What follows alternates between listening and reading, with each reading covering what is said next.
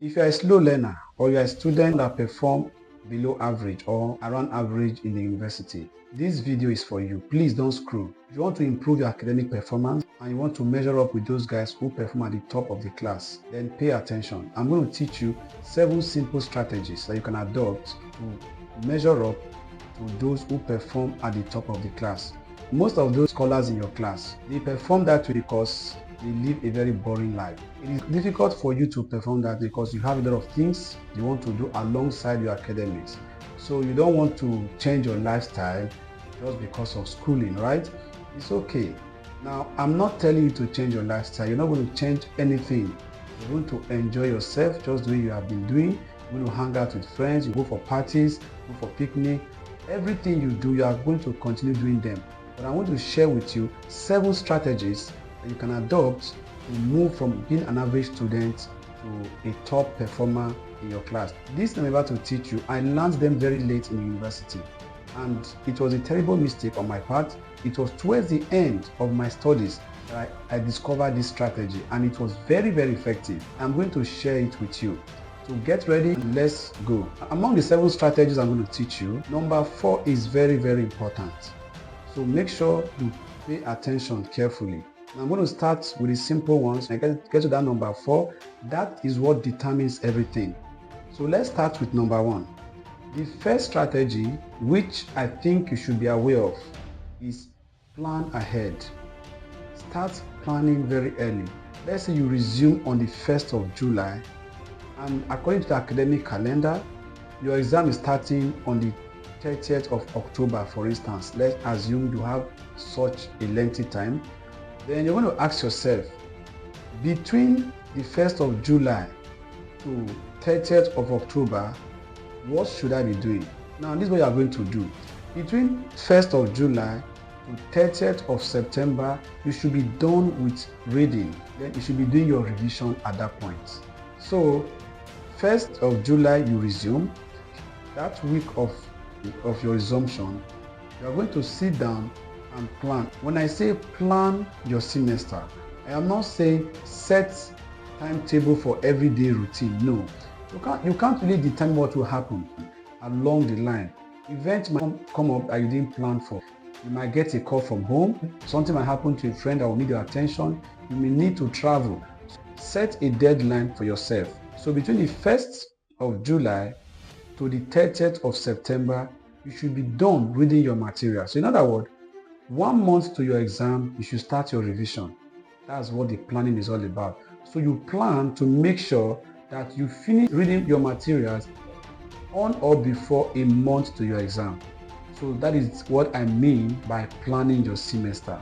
So don't squeeze yourself or break your routine. No, just give yourself that time frame, that target, and set a deadline for yourself so that whatever you do in between will be properly structured and channeled towards achieving your goal. Strategy number 2, organize all your academic materials. That's the second week of resumption. Go around, put academic materials, textbooks, stationery, and put everything together so you can start reading. Yeah, I know some persons will say school is just resuming, the lecturers have not started coming, especially those of you in public university in Nigeria. Yes, I'm speaking from Nigeria, but this information is for everybody all over the world. So now your lecturer has started coming to class. Some lecturers resume early. The ones that have resumed early will definitely give you your course outline for that semester. Now you get the course outline for the semester. What do? Your job is to go around and source for materials. Now, every information that is in the course outline is a universal knowledge. It's not going to be different from what your lecturer will teach you. In fact, that is why they are called lecturers. They don't teach you, they lecture you. So they give you information, you go do your research, and theirs is to throw light into it, and you put their own information into what you have gathered and use it to present to them in an exam as you're answering your question. So you don't have to wait for the lecturer to give you the note or drop the material. Use the course outline to generate your own materials and start reading. Start reading early enough. Then for those lecturers who usually come late, some lecturers are very lazy, they can come 4 weeks after resumption. What do? Now you have resumed, they've not resumed, right? They've not come to the class. This is what you are going to do. Go to your faculty prospectus. In your faculty prospectus, look for your department. You will see your department, your lecturers, your HODs, then you will see the courses you are doing. In those courses you are doing, each of them, they have their outline. It's there. In fact, your lecturer cannot go outside those curriculum. They can't go outside those outlines. This is the reason. Your prospectus is structured to suit the standard of the University Commission in your country. So all the schools in your country adopt that curriculum for people on your level. So it comes with it. So you don't have to wait for the lecturer to give you the course outline. Go to your prospectus, look for your department and get your course outline from there and start reading. Yeah, you may say, what if what is going to teach me will be different from what I see here? No, there's no difference. You may see it in a different way, they may present in a different way, but they all mean the same thing. But the important part is, when he starts coming to class and dropping those materials, you've read ahead, you already have ideas. So when you are reading his materials, you have already gotten an idea of what is in the material. It makes it a lot easier. Unlike when you are just like 2 months to exam and the man is just coming to drop some materials or teach you and you are starting afresh at that point. It becomes very stressful and you now find yourself under severe pressure and you face anxiety and you begin to struggle to understand and comprehend what you are reading.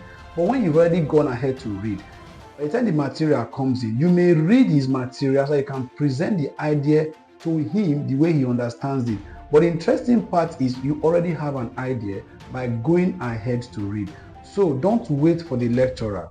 Go to your prospectus. I'm sure you have it. If you don't have it, consult other classmates or meet your colleague, your senior colleague, and get this thing from them. Then pick your course outline and start reading. So that is it. Organize your materials for the second week, get your course outline and start reading. The third strategy you are going to adopt is set the hours you're going to read every day. The minimum should be 3 hours. Minimum 3 hours. You can go as high as 5 hours a day. But like I said before, this strategy is not to change your lifestyle or make your academic program stressful. No, it's for you to enjoy your study. So set the hours you will read a day. Let's say between 5 and 3 hours. Now, if you set that time, you must make sure you keep to that time. Make sure that every day you read 3 hours that day. Now, how do you do this so that it doesn't become stressful and too demanding? How do you do it? I'm going to tell you. First, break this reading time.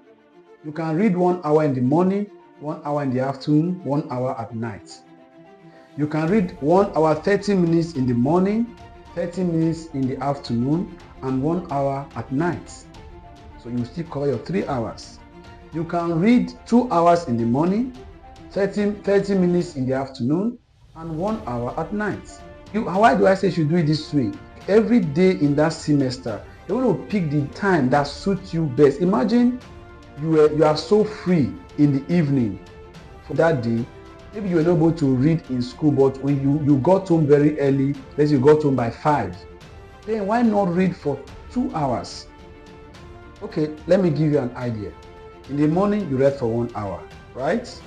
You left the house by 7, and you got to class, and you read for 30 minutes.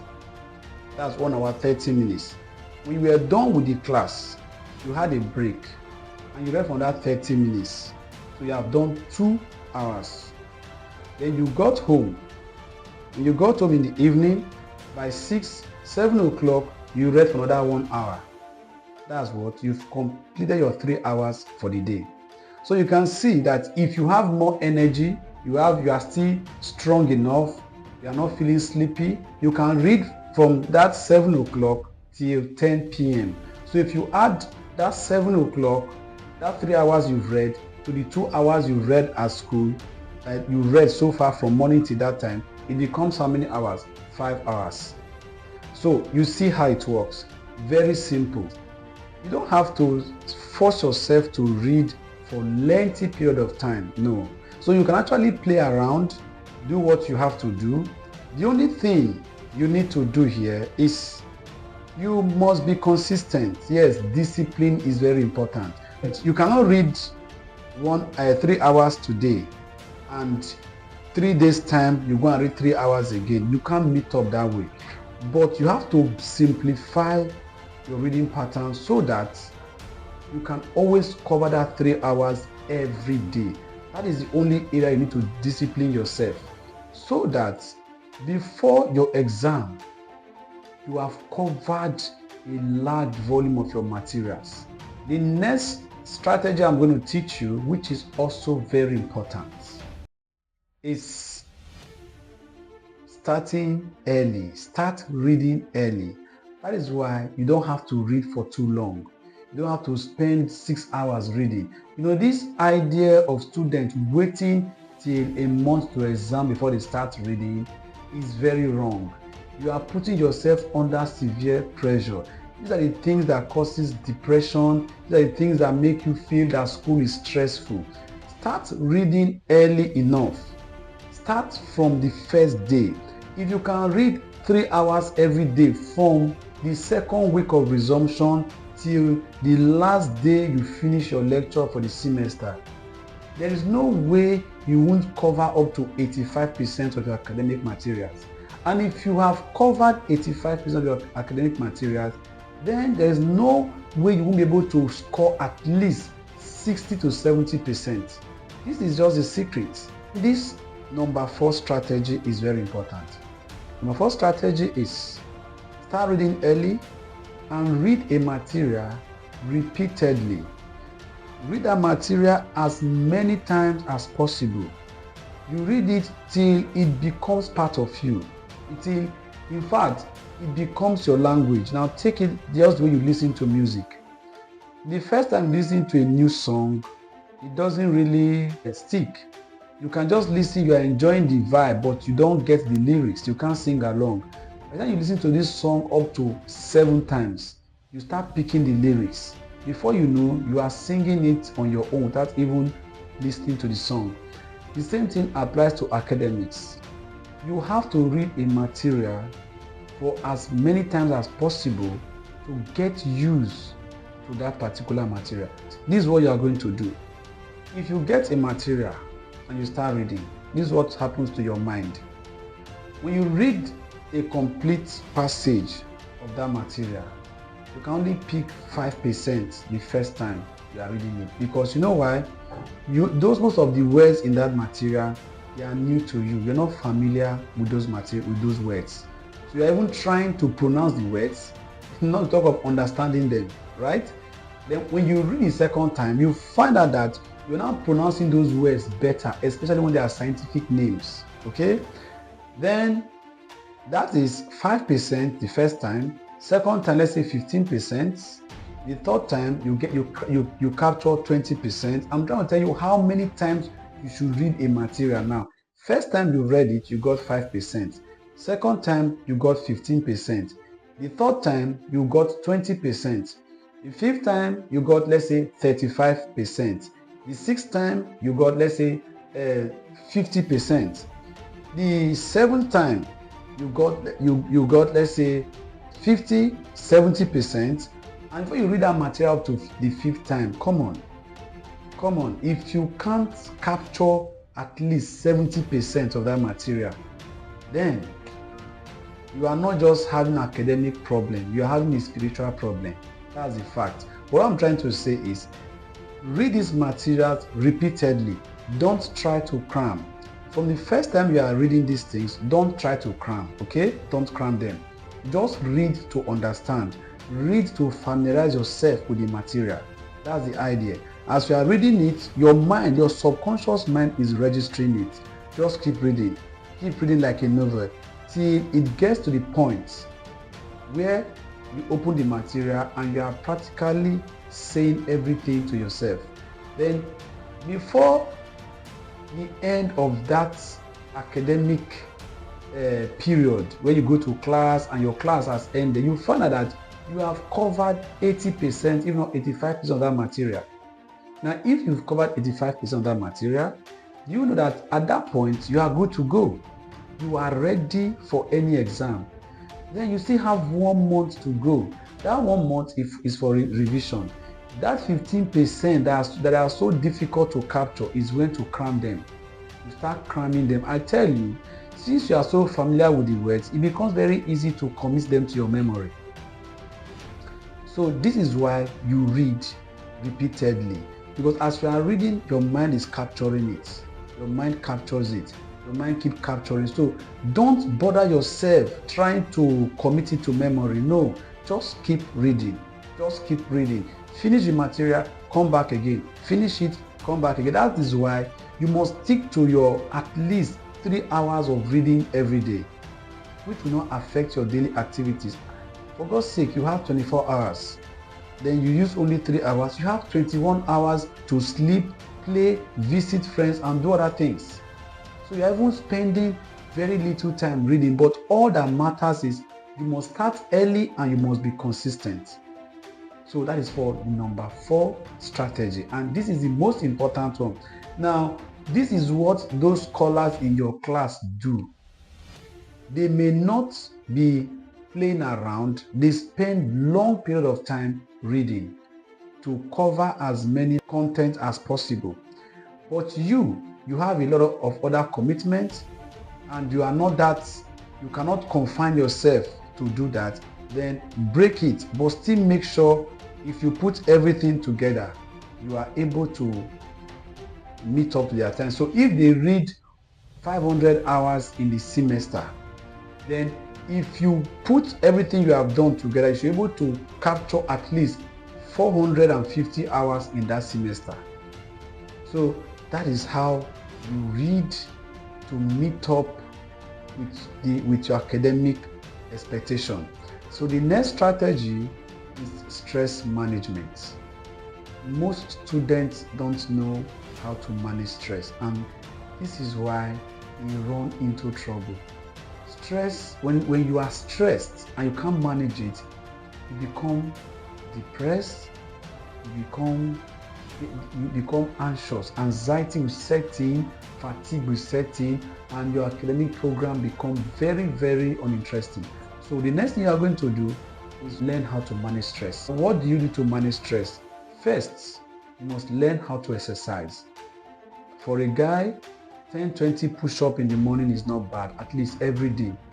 Allows for blood circulation, your brain functions properly, you can focus, you wake up early. Sometimes you wake up in the morning, to leave your bed is a problem. It is not because you are sick, it is because your system is stiff. There is no proper blood circulation. So exercise will help to loosen up your body. For the ladies, you can get skipping rope. Do skipping for like at least 10-15 minutes in the morning. Dance a bit, exercise your body, shake your body for blood to circulate around your body. Start doing this today. You will see that when you wake up the next morning, you can wake up and you find that your body will be ready for anything for the day. But if your system is stiff and there's no blood circulation because you don't exercise, then you may say, oh, don't I trek every day? Let's be honest, trekking is not really an exercise. Trekking is not an exercise. Don't allow anybody to deceive you that because you trek, your body will become active. When you dance and shake your body, wind your body, you cause your muscle to move, to loosen up and blood circulation. Or when you do push-up, do sit-up, and do a little bit of jumping, and you find out that you can't compare that to trekking. Trekking is just you walking and your body is still stiff. So exercise is very important for a student. When you exercise, you'll be active, and you wake up. When you wake up in the morning, your body will be active and you'll be ready for your activities for the day. And the next thing you also need to do under managing exercise is practicing mindfulness. meditating, relax. Sometimes sit down for like 30 minutes, don't think about anything. Just allow your brain to calm down before you start again. That is why when you are reading, it's also okay to have 5 minutes break in between, so that you can actually give your brain time to rest and be ready to assimilate more information.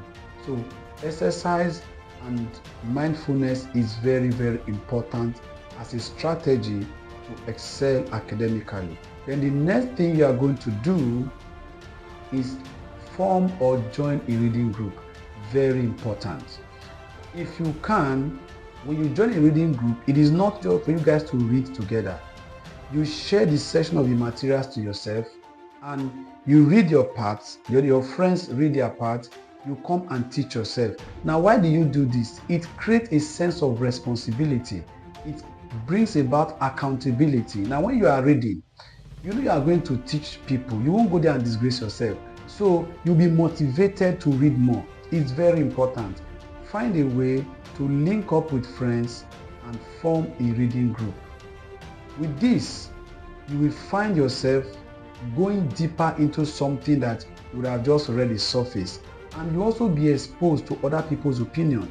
Your friends can come up with their own point of view on something you've read, and they'll help you to clarify something you don't understand. Or maybe you have the wrong idea of that thing, and a friend will tell you, no, this is it. So when like 3-4 persons put their head together and explain something to you, you can see it better, and you guys can also come together and clarify every confusing area of that material.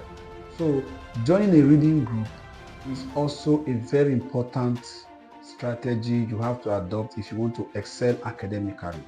So these are the things that you have to do as a lazy student. You don't have to stress yourself, you don't have to change your lifestyle. All you just need to do is stick to a simple strategy, a simple plan, and you find yourself meeting up to those people at the top. Avoid last-minute reading. It can be very frustrating. But a week to exam, you should have finished your revision. This is why some persons look very rough, very scruffy. For the ladies, they will leave their hair unkept. The guys cannot go and barb their hair. Why do you have to do that? You don't have to do that. So if you are reading the way I say it, you can still maintain yourself, look clean, look happy, look healthy. You don't have to stress yourself to fall sick because exam is coming. So I believe you should be able to practice this. And if you've been having problem with your academics, this should provide a solution to that. So thank you for watching this video, and if you have any idea, you have a contribution, you are welcome. Please drop it in the comment section.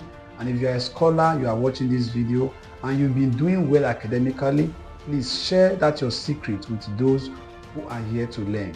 Thank you very much.